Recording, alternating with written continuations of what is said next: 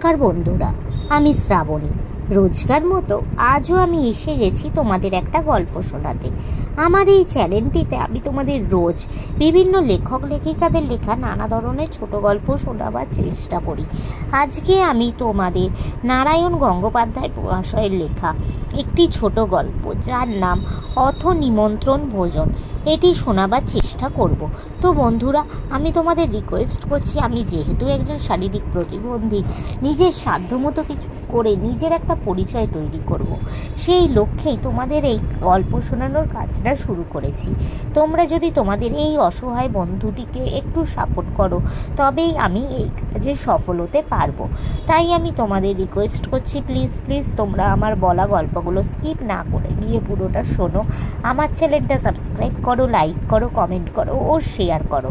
আর এখনও অবধি যারা আমার চ্যানেলটা সাবস্ক্রাইব করেছো, তাদেরকে অনেক অনেক ধন্যবাদ জানালাম। তো চলো আজকের গল্পটা শুরু করে দিই। নারায়ণ গঙ্গোপাধ্যায় মহাশয়ের লেখা অথ নিমন্ত্রণ ভোজন। পিস্তুত ভাই ফুচুদার সবই ভালো, কেবল নেমন্তন্নের নাম শুনলেই তার আর মাথা ঠিক থাকে না। দিব্যি আছেন ভদ্রলোক, খাচ্ছেন, দাচ্ছেন, বাঁশি বাজাচ্ছেন, কোনো ঝামেলা নেই। এমন সময় হঠাৎ শুনতে পেলেন রাঘব মুখুজ্জের বাপের সাধ্যে নেমন্তন্ন করে গেছে। সঙ্গে সঙ্গে ফুচুদার ভাবান্তর। দুদিন আগে থেকে খাওয়া দাওয়া কমিয়ে দিলেন, তারপর শুরু করে দিলেন ডন আর বৈঠকি। শরীর ভালো করা চাই, খিদেটাকে চাগিয়ে তোলা চাই, পরশ মইপদি লুচি পান্তুয়া যত বেশি পেটস্থ করে আনা যায় ততই লাভ। বর্ণনাটা শুনে মনে হতে পারে লোকটি ইয়া তাগড়া জোয়ান, বুকের ছাতি বুঝি 52 ইঞ্চি, কিন্তু ভুল, একদম ভুল। আমি শ্রীমান প্যালারাম বাড়ুজ্জে, প্যালা জ্বরে ভুগি, বাসক পাতার রস আর চিরতাকে প্রাণটাকে ধরে রেখেছি। সুতরাং যারা আমাকে দেখেনি তারাও নিশ্চয় বুঝতে পেরেছ আমার চেহারাটা কীরকম। কিন্তু বললে বিশ্বাস করবে না, সেই আমি স্বয়ং শ্রীমান প্যালারাম ল্যাং মেরে ফুচুদাকে চিৎপটাং করে দিতে পারি। অর্থাৎ ফুচুদা রোকা একেবারে প্যাকাটির মতো, ঝাগড়া চুলোওয়ালা মাথাটি দেখতে একটা খেজুর গাছের আগার মতো, আর পিলেতে ঠাসা পেটটা দেখলে মনে হয় কোনোদিন সেটা বেলুন হয়ে ভদ্রলোককে আকাশে উড়িয়ে নিয়ে যাবে। এই তো চেহারা, কিন্তু আহারের ক্ষমতাটি অসাধারণ। অত বড় পিলের সাম্রাজ্যে পেটে নিয়ে লোকটা লুচি মন্ডাগুলো যে কোথায় রাখে, এই একটা গুরুতর ভাবনার বিষয়। ক্লাসে অঙ্কের পরীক্ষায় আমি প্রায়ই গোল্লা খাই, তবু অনেক চিন্তা করে আমার মনে হয়েছে ফুচুদার পেটের পরিধি নির্ধারণ করার চাইতে স্কোয়ার রুটের অঙ্ক কষাটা সহজ। এই ভদ্রলোকের পাল্লায় পড়ে একবার একটি নিমন্ত্রণ রক্ষা করেছিলাম। জীবনে অনেক দুঃখেই ভুলেছি, এমনকি গত বছর খেলার মাঠে কাটা ঘুড়ির পিছনে ছুটবার সময় একটা নেড়ি কুকুর যে আমার বড় স্বাদের নতুন অ্যালবার্ট জুতো জোড়া আমসত্ত্ব ভেবে চিবিয়ে খেয়েছিল, তা পর্যন্ত ভুলে যেতে রাজি আছি। কিন্তু ফুচুদার সঙ্গে নেমন্তন্ন রক্ষা করতে গিয়ে যে সাংঘাতিক দাগা পেয়েছিলাম, মরে গেলেও সে আমি ভুলব না। থাকি মফস্বল শহর দিনাজপুরে, পড়ি জেলা স্কুলে। এমন সময় আমাদের দুই ভাইয়ের পইতে হলো। আমি প্যালা আর মেজদার নেলা। কানে বেলকাটার ফুটো নিয়ে নাক টিপে প্রাণায়াম করি, আর পঞ্জিকা খুলে খুলে খুঁজি কবে সায়ং সন্ধ্যা নাস্তি। তোমাদের ভেতরে যাদের পইতে হয়েছে তারা নিশ্চয়ই জানো যে এই সময় ব্রাহ্মণ বটুদের দামটা কীরকম বেড়ে যায়। পাড়ার বুড়িদের যত ফলদানের ব্রত, সে তো আমাদের বাঁধা। 12 জন ব্রাহ্মণ ভোজনেও আমাদের ডাক পড়বেই। বেশ সুখেই ছিলাম, সন্দেহ কি। আমাদের এক আত্মীয় আছেন, নাম শ্যামানন্দ চৌধুরী, থাকেন দিনাজপুরের পরের স্টেশন বিরলে। সেখানে তার কি যেন একটা ব্যবসা আছে। হঠাৎ শ্যামানন্দবাবুর শখ হলো তিনি তার বাবার বাৎসরিক শ্রাদ্ধে জনা কয়েক ব্রাহ্মণ ভোজন করাবেন। বিরল জায়গাটি ছোট, একটি বাজার, খান কয়েক দোকান, একটি থানা।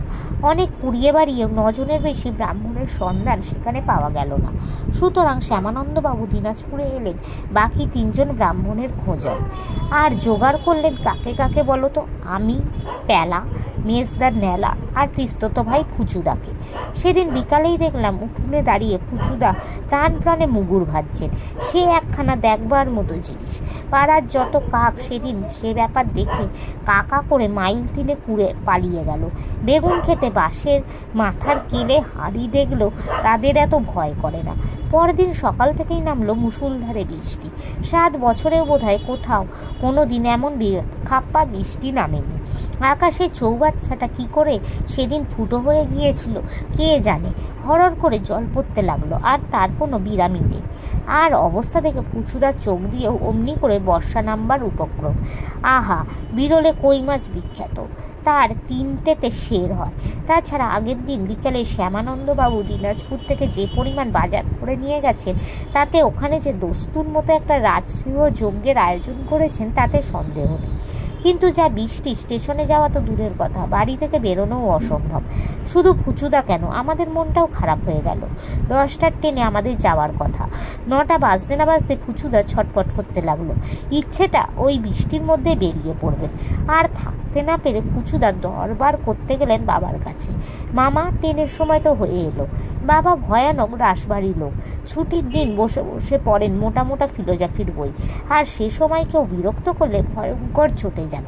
ফুচুদার কথা শুনে তিনি বই থেকে মুখ তুললেন, চশমাটা নামিয়ে আনলেন নাকের একেবারে ডগা তাড়তে, শান্তভাবে প্রশ্ন করলেন, তাতে কি হয়েছে?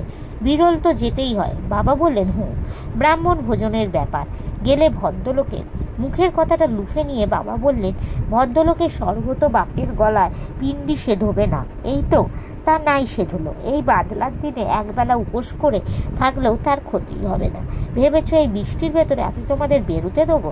তারপর ভিজে 3 জনের নিমোনিয়া হলে ডাক্তারের কড়ি গুনবে গিয়ে। যাও, এখন ঘরে বসে লজিক পড়োগে, বিকেলে আমি পরীক্ষা নেব। হাঁড়ির মতো মুখ করে ফুচুদা পালিয়ে এলেন।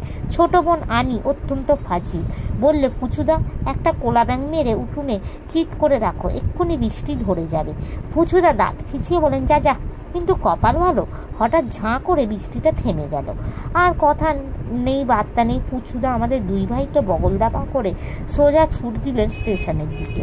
10টার ট্রেনটা আধ ঘন্টা আগেই বেরিয়ে গেছে, আর আধ ঘন্টা পরে এলে 11টার গাড়িটা পাওয়া গেল। আত্মপ্রসাদের হাসি হেসে ফুচুদা বললে, দেখলি তো ট্রেনটা কীরকম পেয়ে গেলাম। আরে শাস্তে কি বলেছে জানিস? ব্রাহ্মণ ভোজনের নিমন্ত্রণ যে অবহেলা করে তাকে 64,000 বৌরব আর কুন্তিপাক নরকে বাস করতে হয়। আমরা জিজ্ঞাসা করলাম, কোন শাস্তে আছে ফুচুদা?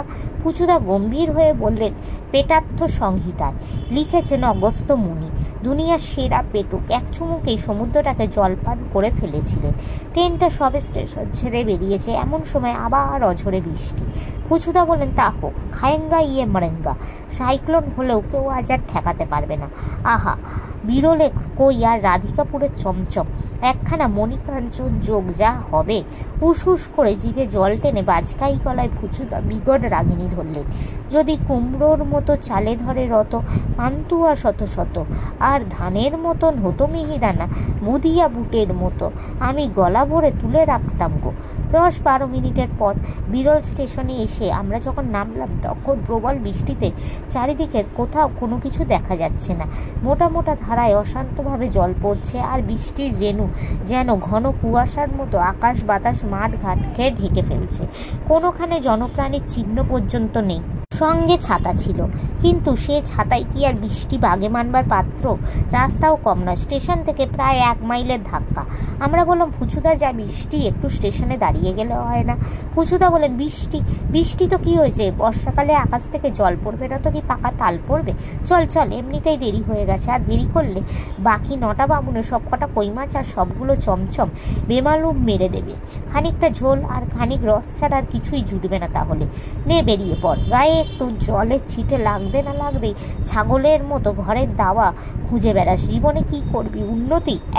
তা বটে, জীবনে উন্নতি করাটা খুব দরকার বলে শুনেছি, কিন্তু এমন প্রাণান্তিক নিমন্ত্রণ না খেলে যে উন্নতি হতে পারে না, সে কথা এই জন্মেও শুনিনি। তবু বেরোতেই হলো। ফুচুদা বললেন, দুর্গা দুর্গে না দুর্গতি না আসেনি। কিন্তু বৃষ্টির শব্দে দেবী বোধহয় ফুচুদার কথা ভালো করে শুনতে পাননি। দুর্গতি না শুনে শুনেছিলেন বোধহয় দুর্গতি দায়িনী, তাই পরমানন্দে দুর্গা আমাদের দুর্গতি শুরু করে দিলেন। রেল লাইনের পাশ দিয়ে কাঁচা রাস্তা, বস্তায় তার যা সি হয়েছে ভাষায় বর্ণনা করা সম্ভব নয়। হাঁটু প্রমাণ কাদার তলায় জুতো চালান হয়ে যেতে লাগলো। পা উঠে এলো, জুতো এলো না। কাদা হাদরে হাদরে যেমন করে লোকে জিওল মাছ ধরে তেমনি করে আমরা জুতো উদ্ধার করতে লাগলাম। বৃষ্টি পড়ছে সমানে, ছাতার ভেতর দিয়ে জল চুইয়ে পড়ছে, মাঝে মাঝে দমকা হাওয়া আসছে। কই মাছের সঙ্গে জমছমের মতো মণিকাঞ্চন যোগ হয়েছে। জামা কাপড়ের আধীন ছিল শুকনো নেই। ঠান্ডা হাওয়ায় আর বৃষ্টির জল আমরা হি হি করে কাঁপছি। পুচুদা বুক টুকে বললেন, ইসমে কেয়া হ্যাঁ? ধৈর্য চাই, বুঝলি, ধৈর্য চাই। দেখ বিদ্যাসাগর মশাই। নীতিমূলক গল্পটা শেষ হওয়ার আগে পুচুদার আর্তনাদ, আরে আরে আহা আহা! দমকা হাওয়ায় পুচুদার ছাতাটা বেমালুম মুড়ে গেছে। আরে মোলো!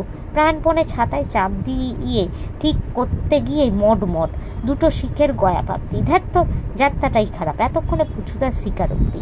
কিন্তু দম্বার লোক তিনি নন। বললেন, তা হোক, খাওয়াটা ভালো হবে, তা কি বলিস? বিরলের কই আর রাধিকাপুরের চমচম। কিন্তু বাকি চম বলার আগেই দম, একবারে আলুর দম। পুচুদা কাদার ভূত হয়ে গ্রাত্যদান করতে না করতে আবার অধঃপতন। এঁটেল মাটিতে পা আর দাঁড়ায় না। দৃশ্যটা উপভোগ করবো কি? ততক্ষণে দু ভাই, আমি প্যালা আর মেজদার নেলা, দুজনেই আছাড় খেয়ে পড়েছি। 5 মিনিট ধস্তাধস্তির পরে তিনজনে যখন উঠে দাঁড়াতে পারলাম, তখন কেউ কাউকে চেনা তো দূরের কথা, নিজেরাই নিজেদের চিনতে পারছি না।